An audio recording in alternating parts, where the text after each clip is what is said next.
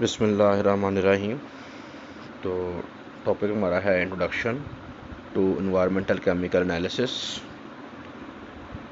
तो सबसे पहले एनालिसिस जो है ये इसमें क्या शामिल है, तो फर्स्ट ऑफ ऑल इसमें शामिल है आइडेंटिफाई करना किसी चीज़ को, किसी भी एनालाइट को। क्वांटिफिकेशन होता है उसकी अमाउंट मालूम करना। तो दो काम हम करते हैं आमतौर पे, या तो आइडेंटिफिकेशन करते हैं या हम क्वांटिफिकेशन करते हैं।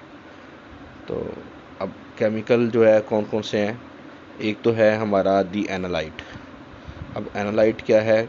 ए डिस्क्रीट केमिकल स्पीशीज और a collection of related chemical species and aggregate. यानी कि एक चीज़ भी हो सकती है ख़ास केमिकल, कोई कंपाउंड हो सकता है, कोई आयंस हो सकते हैं, कोई एलिमेंट भी हो सकता है, और एक कलेक्शन भी हो सकता है मिलते जुलते कंपाउंड्स का, जो मतलब जो है एक जैसे हों। तो यानी कि उसे हम कहेंगे एनालाइट।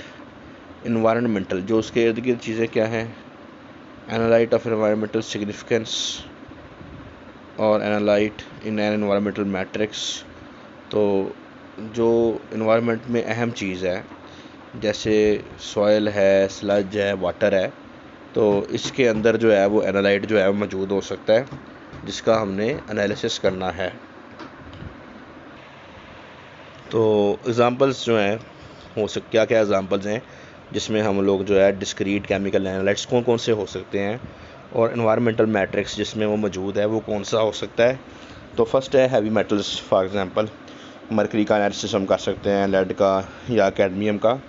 और ये कहाँ पे होते हैं? आमतौर पर ये बायो एक्यूमुलेशन होती है, एडिपोज टिश्यू के अंदर ये पाए जाते हैं।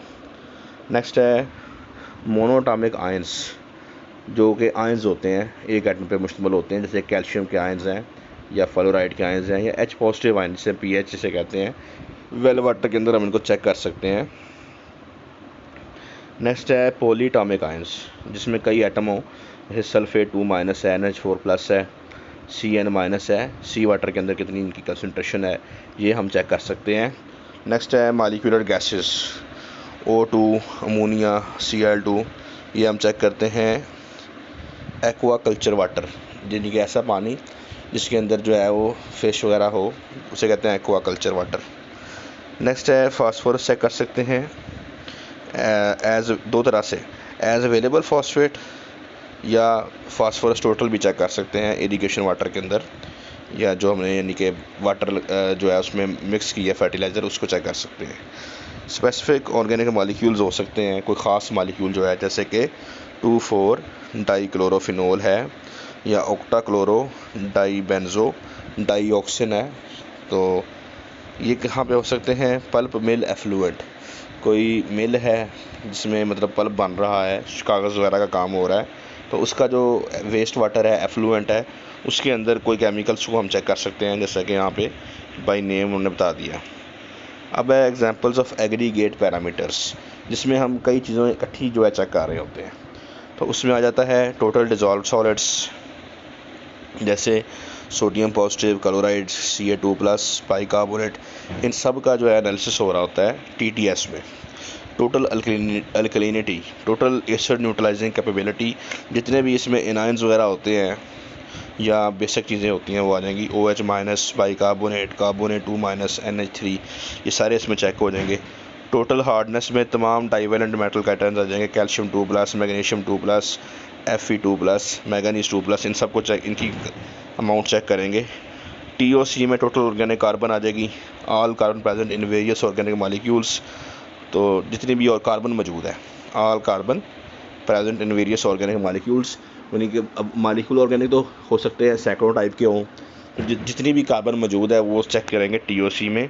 नेक्स्ट है टर्बिडिटी, टोटल लाइट स्कैटरिंग कितनी है ड्यू टू सस्पेंडेड सॉलिड्स। अब सस्पेंडेड सॉलिड्स बहुत सारे हो सकते हैं, अनडिजॉल्व मटेरियल्स जो जिन्हें हम कहते हैं, जो हल नहीं होते, सिल्ट हो सकती है, क्ले, LG हो सकती है, एक्सेट्रा।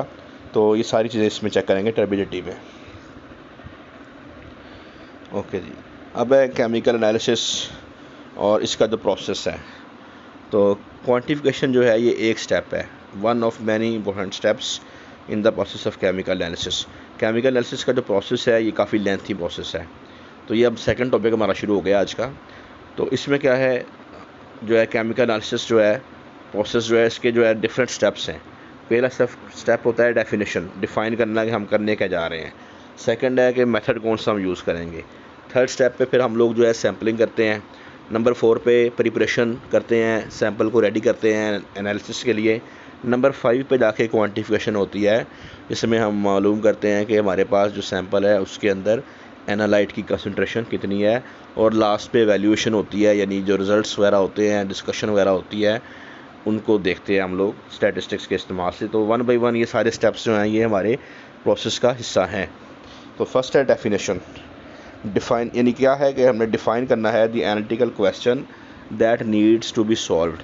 जो हम हल करने जा रहे हैं उसको बताना है कि भाई हम ये काम करने जा रहे हैं। उस मिसाल के तौर पे choosing the analyte that will answer the question, कि हमारे पास एक क्वेश्चन है, हम लोग उस एनालाइट को चुनेंगे जो उसका सही जवाब देता हो। फॉर एग्ज़ाम्पल, मिसाल के तौर पे heavy metal toxicity in shellfish जो है इसके अंदर जो है वो हैवी मेटल की टॉक्सिसिटी कितनी है। Amount of detergent in effluent के अंदर डिटर्जेंट की अमाउंट कितनी है। Value of precious metals in sediment के अंदर जो प्रीशियस मेटल है उसकी अमाउंट कितनी है, वैल्यू क्या है। The concentration of performance enhancing drug in athletes urine, कोई भी जो एथलीट है उसकी यूरिन के अंदर जो है वो स्टीरॉइड वगैरह जो है उसकी जो मकदार है कितनी है, जिससे उसकी परफॉर्मेंस जो है वो बढ़ जाती है। ड्रग्स जो है वो बाज़ दफ़ा यूज़ करते हैं एथलीट्स जो मुख्तलिफ स्पोर्ट्स में हिस्सा ले रहे होते हैं। Primary productivity of natural lake, कोई नेचुरल लेक है तो वहाँ पे प्रोडक्टिविटी कितनी है, अमाउंट कितनी है वहाँ पे ऑर्गेनिक मैटर की।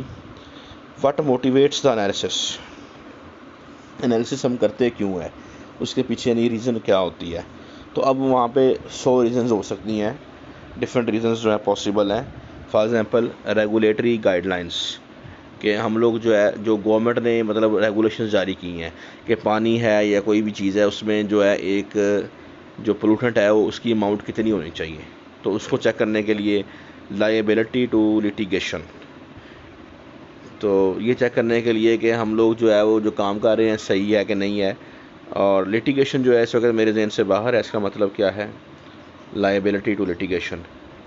बाज़ दफ़ा ना ये फ़र्ज़ होता है वैसे कि भई आप जो है ना जो भी चीज़ प्रोडक्ट तैयार कर रहे हैं उसके अंदर जो अमाउंट्स हैं ख़तरनाक चीज़ें, जैसे फॉर एग्ज़ाम्पल सोडियम है तो वो बताएं, क्योंकि सोडियम जो है लेट्स से कि सोडियम जो है वो पानी में कितना है, ये ड्रिंकिंग वाटर जो है नेस्ले वगैरह का है उसमें लिखा होता है ऊपर कि इसके अंदर ये वाले जो है ना आयंस मौजूद हैं।